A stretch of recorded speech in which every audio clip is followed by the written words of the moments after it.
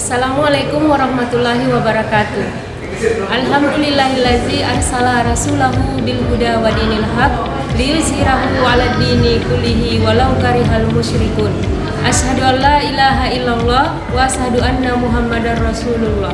Allahumma sholli ala Muhammad wa ala ali Muhammad. Selamat pagi anak-anak kami semuanya. SMK bisa, SMK Muhammadiyah luar biasa. Kembali lagi kita melaksanakan MPLS, masa pengenalan lingkungan sekolah. Hari kedua yaitu tentang yang pertama, pengenalan materi kejuruan yang dipaparkan langsung oleh Kepala Jurusan Teknik Kendaraan Ringan Otomotif, Teknik Bisnis Sepeda Motor, dan Teknik Komputer Jaringan. Kedua, rangkaian kegiatan ekstrakurikuler sekolah SMK Muhammadiyah 11 Sibuluan seperti tapak suci, hizbul waton, futsal, dan sepak bola. Untuk hari ini diharapkan kepada siswa-siswi kami tetap antusias dalam mengikuti masa pengenalan lingkungan sekolah secara virtual.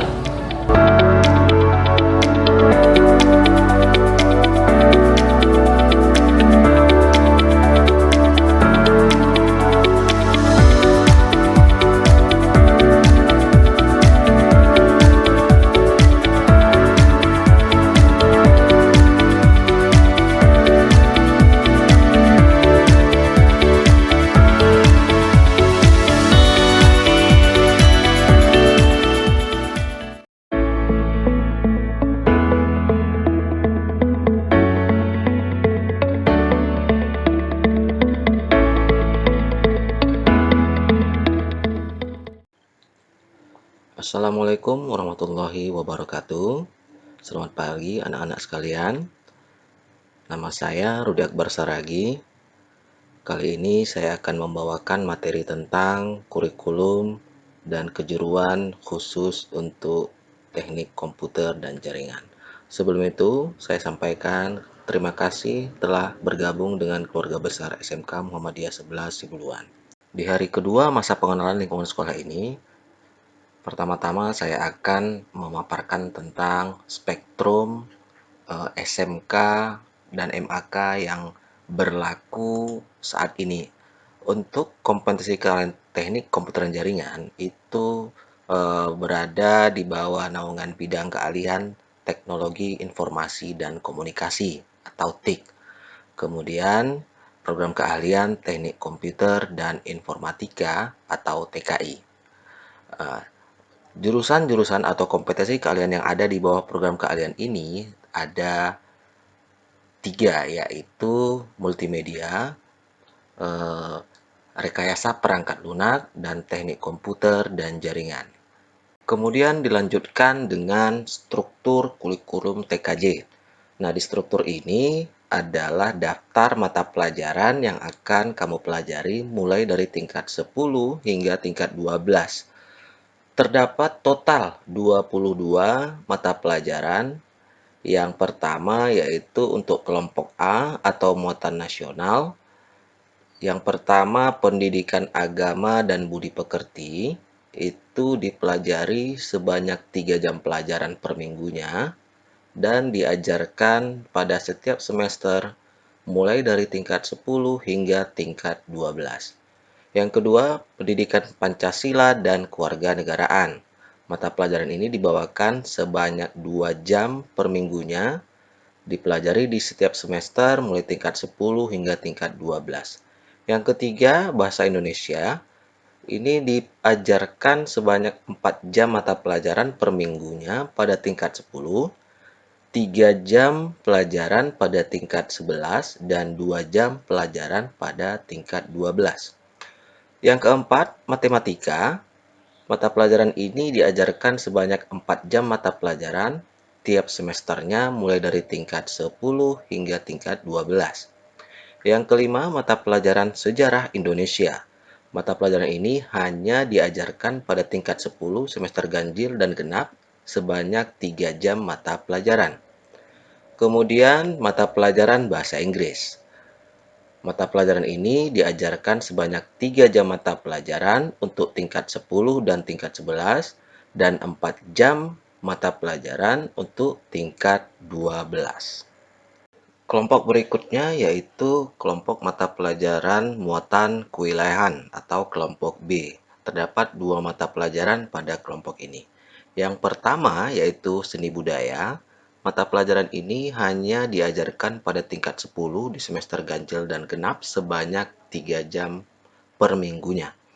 Yang kedua, pendidikan jasmani, olahraga, dan kesehatan diajarkan pada tingkat 10 dan tingkat 11 sebanyak 2 jam pelajaran per minggunya. Kemudian mata pelajaran kelompok C atau muatan peminatan kejuruan. Mata pelajaran kelompok C ini dibagi menjadi 3 kelompok lagi, yaitu kelompok C1, dasar bidang keahlian, kelompok C2, dasar program keahlian, dan kelompok C3, kompetensi keahlian. Di kelompok C1, dasar bidang keahlian, terdapat 3 mata pelajaran yang akan diajarkan, yaitu yang pertama simulasi dan komunikasi digital. Diajarkan sebanyak 3 jam mata pelajaran per minggunya pada tingkat 10 semester ganjil dan genap.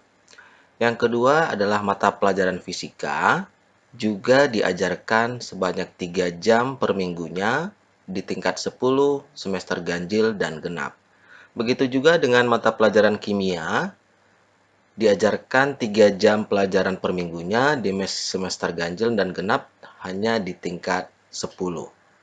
Muatan peminatan kejuruan berikutnya yaitu kelompok C2, dasar program keahlian.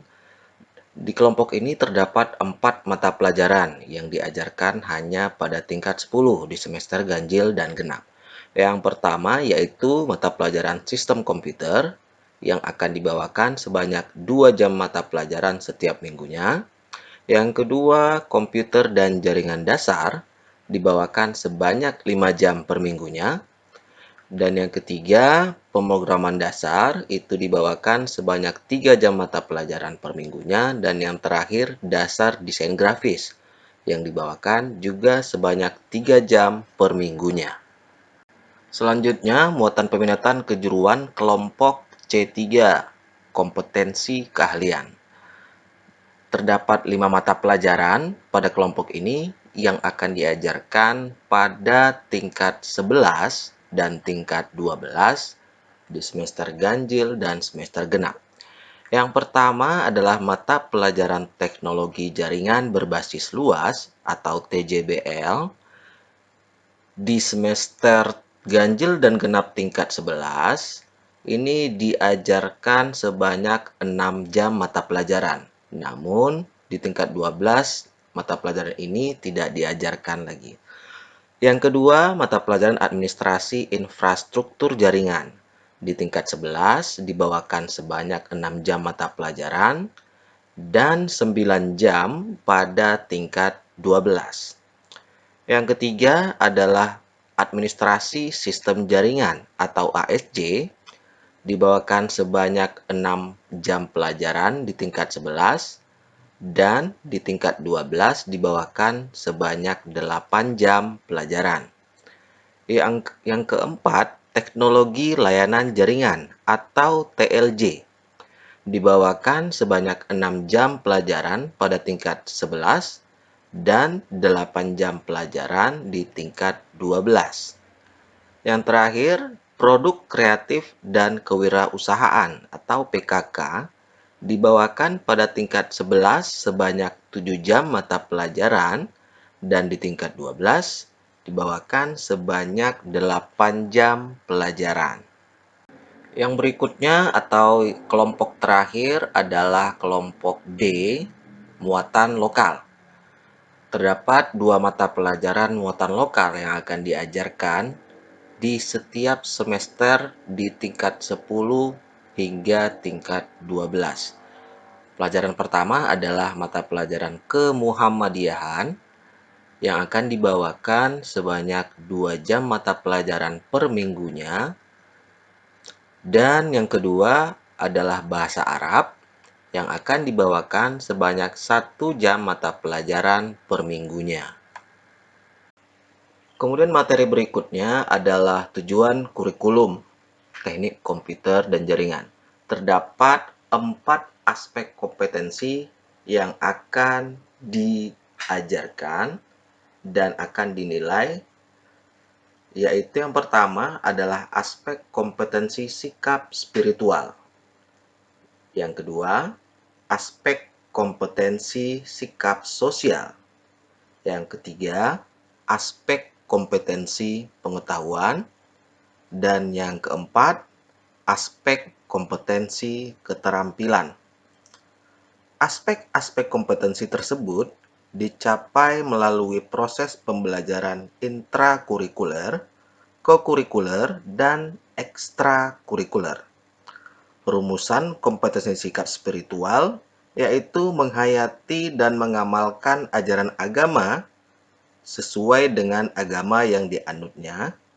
Sedangkan untuk kompetensi sikap sosial, yaitu menghayati dan mengamalkan perilaku jujur, disiplin, santun, peduli, gotong royong, kerjasama, toleran, sikap damai, bertanggung jawab, responsif, dan proaktif melalui keteladanan, pemberian nasihat, penguatan, pembiasaan, dan pengkondisian secara berkesinambungan, serta menunjukkan sikap sebagai bagian dari solusi atas berbagai permasalahan dalam berinteraksi secara efektif dengan lingkungan sosial dan alam, serta dalam menempatkan diri sebagai cerminan bangsa dalam pergaulan dunia.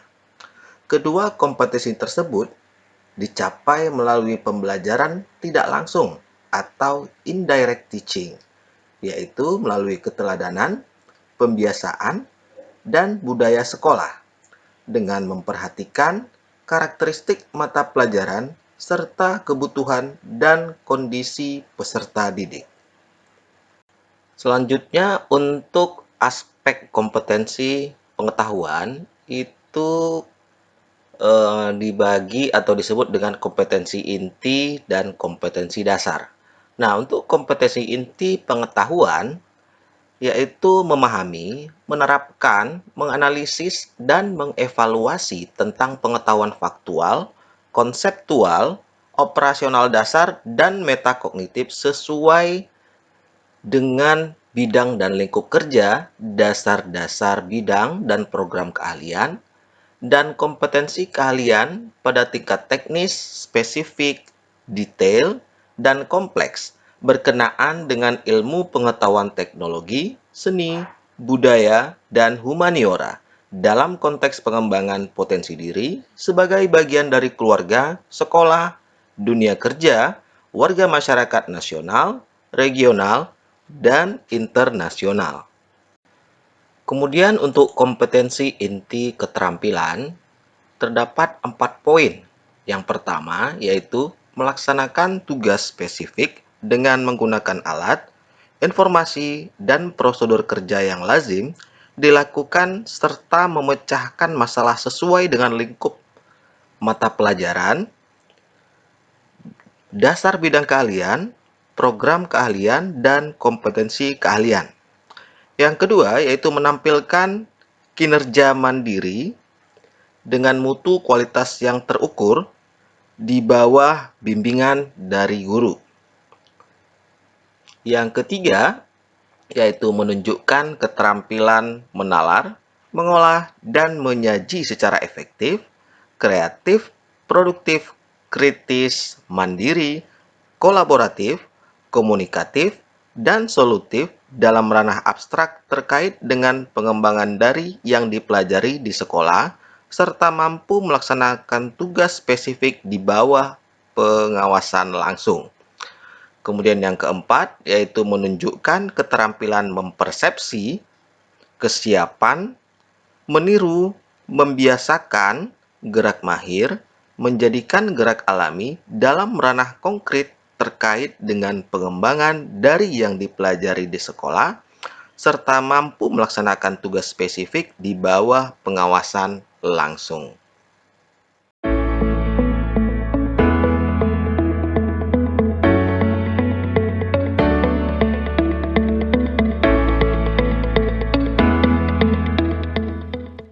Nah, kemudian materi berikutnya adalah pengenalan para guru-guru produktif yang akan mengajar di mata pelajaran kelompok C1, C2, dan C3. Yang pertama yaitu saya sendiri. Nama saya adalah Rudi Akbar Saragi. Saya lahir di Sibolga tanggal 5 September 1985. Mata pelajaran yang akan saya bawakan di semester ini adalah mata pelajaran sistem komputer untuk tingkat 10 dan mata pelajaran administrasi infrastruktur jaringan di tingkat 12. Nah, selain mengajar, saya juga diunjuk atau diberi amanat sebagai ketua jurusan TKJ. Kemudian ada Bapak Murjoko Nawantoko, AMD SPDI. Beliau lahir di Mojoroto tanggal 25 Januari 1972. Beliau membawakan mata pelajaran simulasi komunikasi digital dan pelajaran produk kreatif dan kewirausahaan. Selain itu, Pak Murjoko Nawantoko juga menjabat sebagai Kepala Laboratorium Komputer. Berikutnya adalah Bapak Daslin Sitompul ST. Beliau lahir di Purbatua tanggal 7 Mei 1984. Mata pelajaran yang akan dibawakan Bapak ini adalah mata pelajaran Teknologi Layanan Jaringan di tingkat 11 dan tingkat 12. Berikutnya ada Bapak Khairul Syahdi Lubis, AMA, yang lahir di Sibolga tanggal 7 Februari 1980. Pak Khairul Syahdi ini akan membawakan mata pelajaran produk kreatif dan kewirausahaan di tingkat 11 dan tingkat 12. Berikutnya adalah Pak Bambang Joko Legowo. Beliau lahir di Batang tanggal 16 Desember 1992. Pak Bambang ini akan membawakan mata pelajaran komputer dan jaringan dasar, teknologi jaringan berbasis luas, dan teknologi layanan jaringan. Berikutnya ada Ibu Suci Nurfitrah Caniago, SPD. Ibu ini lahir di Sibabangun tanggal 6 Juni 1996. Ibu ini membawakan mata pelajaran pemrograman dasar, dasar desain grafis, administrasi infrastruktur jaringan, dan produk kreatif kewirausahaan. Lalu ada Bapak Zafar Sitinja Eskom. Beliau lahir di Sibolga tanggal 16 Maret 1994. Pak Jafar akan membawakan mata pelajaran administrasi sistem jaringan.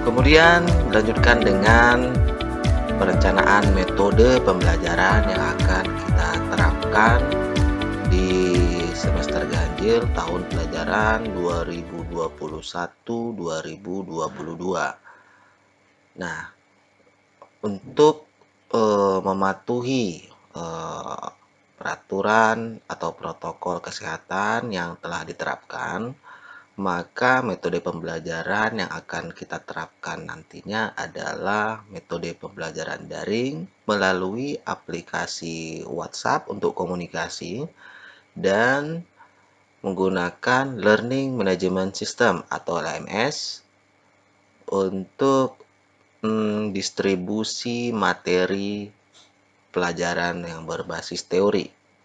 Kemudian selain metode daring, kita juga berencana akan melaksanakan pembelajaran tatap muka khusus untuk kegiatan praktikum.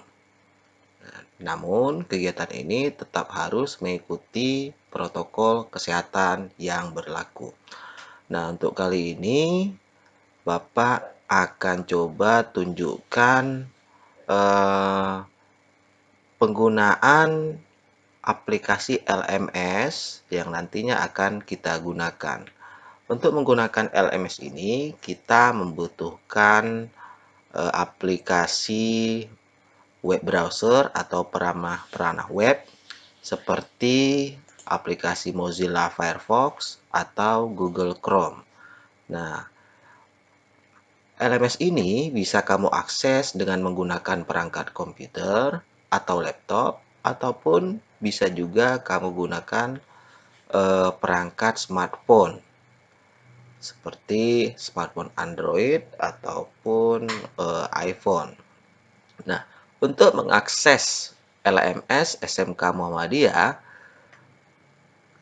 kita perlu mengunjungi alamat smkm11.sch.id/LMS. Kemudian akan tunggu sampai tampil halaman awal dari LMS SMK Musesi. Nah, setelah tampil halaman pembuka seperti ini, kita harus masuk terlebih dahulu atau login supaya kita bisa dapat mengakses mata pelajaran yang akan diberikan oleh guru mata pelajaran masing-masing. Caranya adalah dengan menekan tombol atau tulisan masuk yang ada di sudut kanan atas, atau bisa juga dengan menekan tombol masuk yang ada di slide pertama ini. Kemudian, kita akan dialihkan ke halaman login. Nah, di sini ada kolom nama pengguna dan kolom password. Nah, di kolom pengguna, kita akan mengisikan nama pengguna. Nama pengguna. Yang nama pengguna ini nantinya beserta passwordnya akan didistribusikan atau diberitahukan oleh wali kelas masing-masing untuk setiap siswanya. Setelah kamu ketikkan nama pengguna, dilanjutkan dengan mengetikkan password. Setelah itu, kita klik tombol yang bertuliskan masuk. Nah, jika kamu belum memiliki nama pengguna dan password, kamu juga bisa masuk menggunakan akun tamu. Namun, mata pelajaran yang bisa kamu akses itu hanya mata pelajaran yang disediakan untuk tamu. Nah, kita coba masuk sebagai tamu dengan cara mengklik tombol masuk sebagai tamu.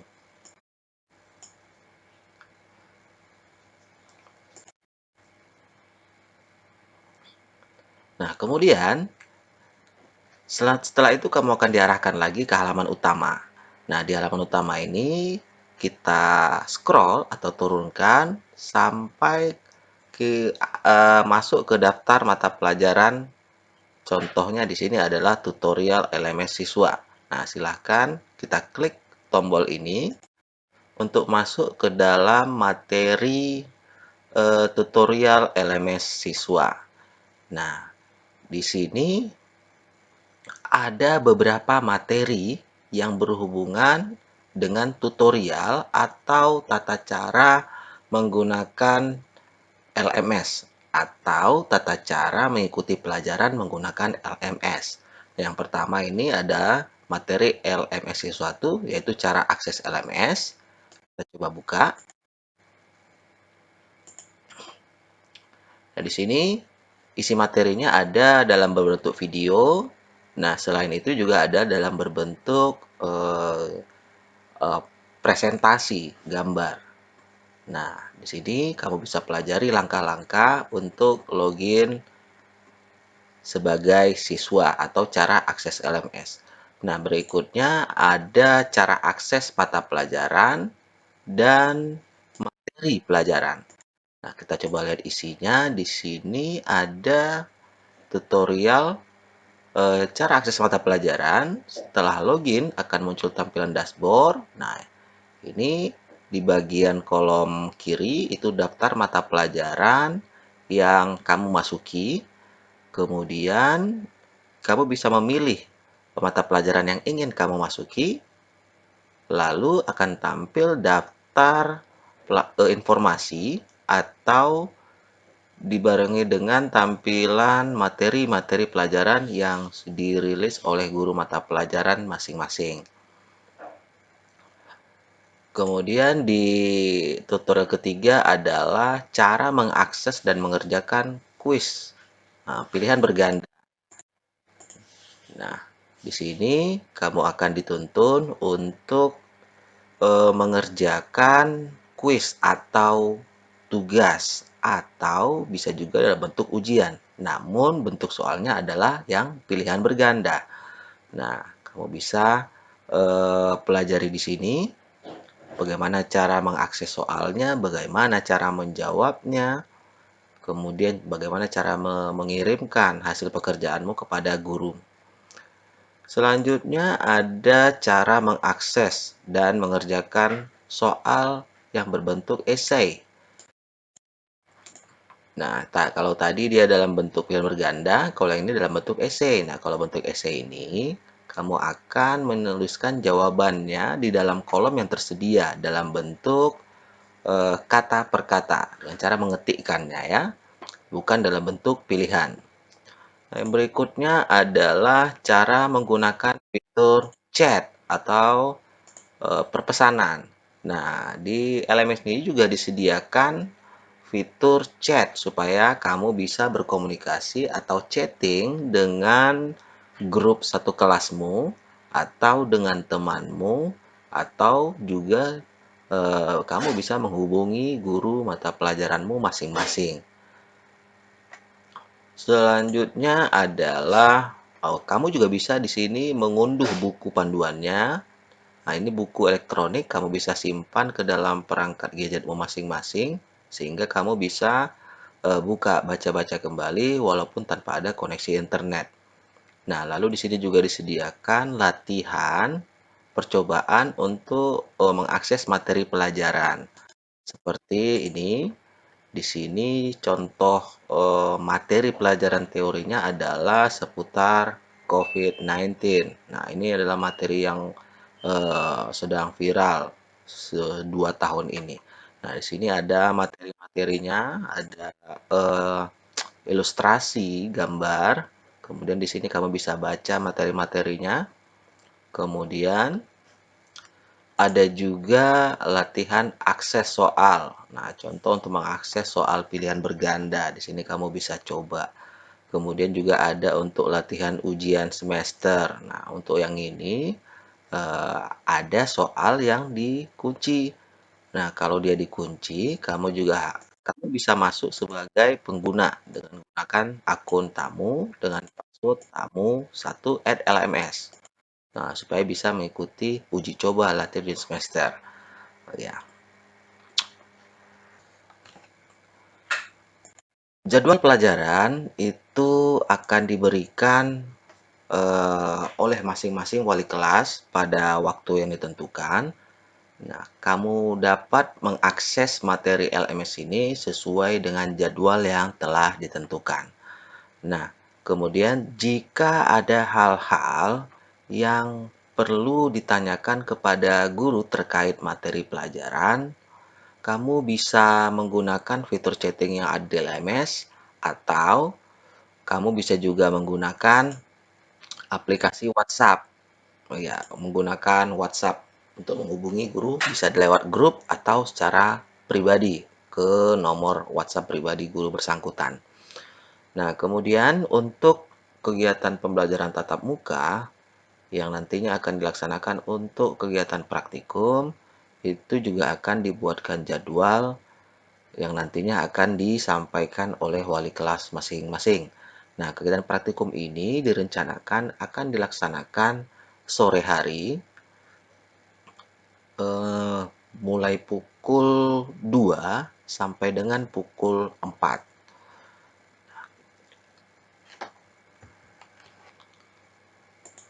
Untuk selanjutnya, kamu bisa melihat galeri dokumentasi kegiatan praktikum khusus untuk jurusan Teknik Komputer dan Jaringan berikut ini.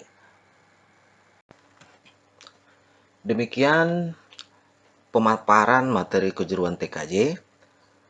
Semoga selanjutnya kita dapat bekerja sama, dapat belajar bersama, akur, dan kamu juga dapat berprestasi selama di sekolah.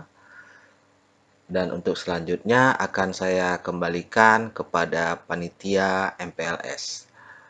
Assalamualaikum warahmatullahi wabarakatuh.